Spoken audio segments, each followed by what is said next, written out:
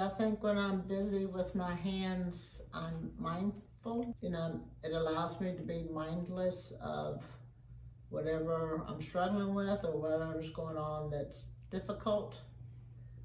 But it allows me to be peaceful and mindful while I'm working with my hands, which I think sure helps me feel closer to my God, to my spirituality, to my purpose.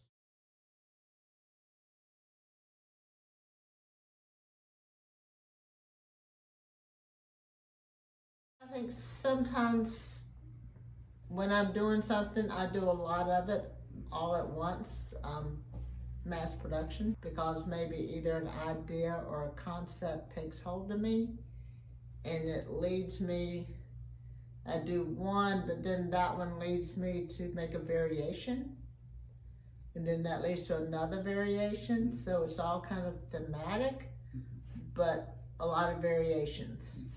My studio practice is not contained to one single space. It could be my sewing room. My studio space could be outside on the porch, could be in the woods, could be in my kitchen, could be in my garden.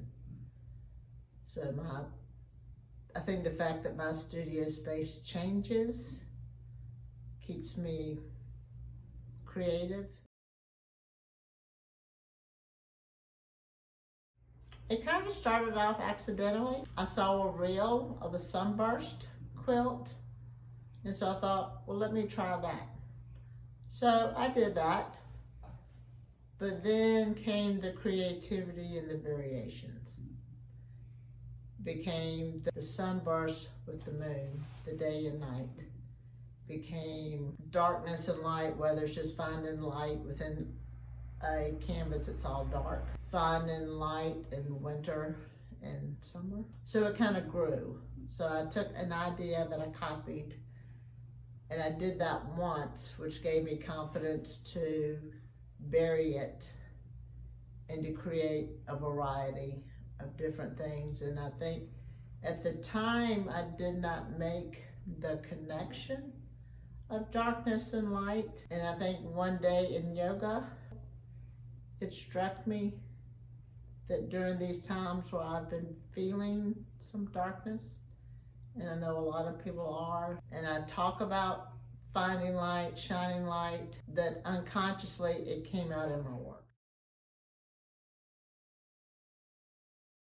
Throughout my life, there's been moments of darkness. The loss of a friend years ago with ALS.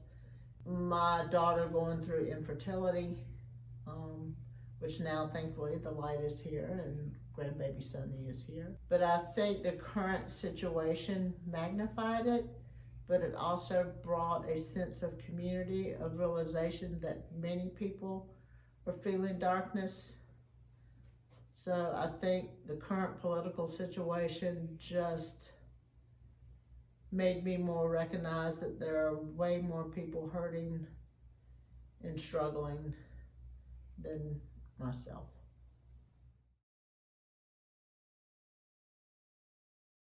I think it's okay to embrace darkness, to embrace whether you're grieving. We went through the loss of our first son, who was a full-term stillbirth, and it was good even then to know that there are days where I embrace the grief, I sit with it, and then there are times I get up and move, and it's okay to move and either bring it with me or let it sit behind.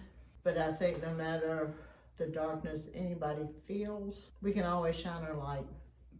We can always smile at the clerk at Food Lion, call them by name, take extra food to a friend or neighbor. And that's what I do when I'm struggling with things that are difficult emotionally.